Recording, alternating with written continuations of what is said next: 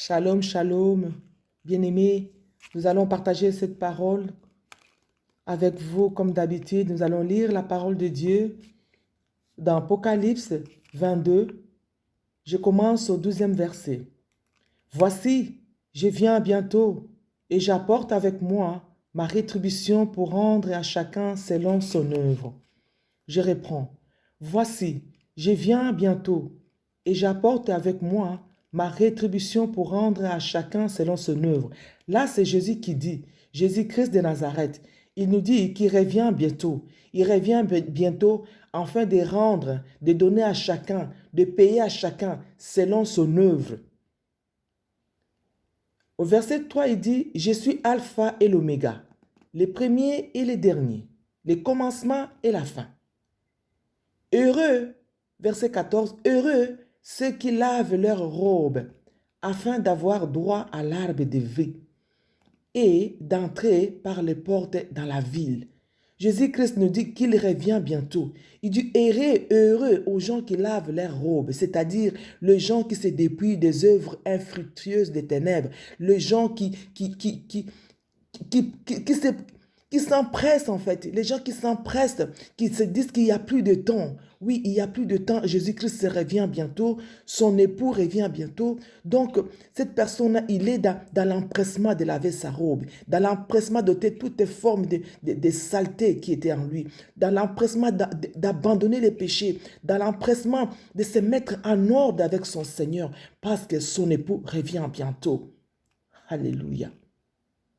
Oui, dans verset 15, il dit, « Dehors les chiens, les magiciens, les débauchés, les meurtriers, les idolâtres, et quiconque aime et pratique les mensonges. » Dieu dit, « Dehors !» Dieu n'aime pas les péchés. Jésus-Christ, il est amour. Oui, il n'aime pas les péchés, notre Dieu. La Bible dit, il est lent à la colère, mais riche en beauté. Lui ne veut pas la mort de tous les méchants. Notre Dieu veut à ce que toi et moi arrivons à la repentance. La repentance, c'est-à-dire abandonner, confesser ses péchés, abandonner, prendre la décision d'abandonner le mal, d'abandonner, de ne pas vivre comme les chiens, d'abandonner la magie, d'abandonner les débauches, comme il dit dans son verset 15, d'abandonner, de tuer, d'arrêter avec l'idolâtrie, d'adorer des idoles, d'arrêter. Car la Bible dit, quiconque pratique ce genre de choses, il sera mis dehors. Oui, il dit, il revient. Il rendra compte, il donnera à chacun, il paiera à chacun selon ses œuvres, selon ce que toi et moi, nous sommes en train de faire en ce moment sur cette terre. Quand Jésus-Christ reviendra, quand il reviendra chercher son église, quand il reviendra, il dit, il va rendre à chacun, il va rendre à chacun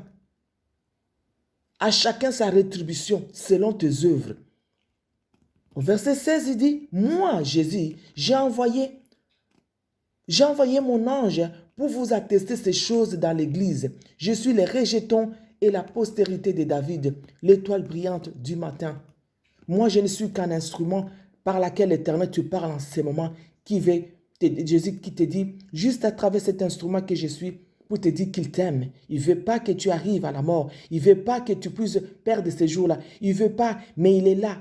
Il attend à ce que tu puisses te convertir. Il attend à ce que tu abandonnes tes péchés. Il attend à ce que tu viennes à lui, que tu l'acceptes, que tu le reçois comme Seigneur et Sauveur dans ta vie personnelle. Parce qu'il dit dans Malachie 3, verset 19, « Car voici les jours, il vient ardent comme une fournaise. Tous les présomptueux et ceux qui pratiquent la méchanceté seront comme du chaume.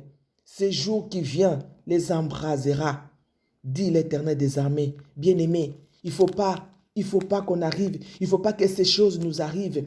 L'Éternel est en train de nous prévenir, tellement qu'il nous aime. Il nous envoie même au travers des réseaux sociaux. Moi, je ne vous connais pas. Je ne sais pas pourquoi tu tombes sur ces vidéos. Oui, je sais que ce n'est pas un hasard. Si tu tombes sur ces vidéos, ce n'est pas un hasard. C'est parce que le Seigneur t'aime.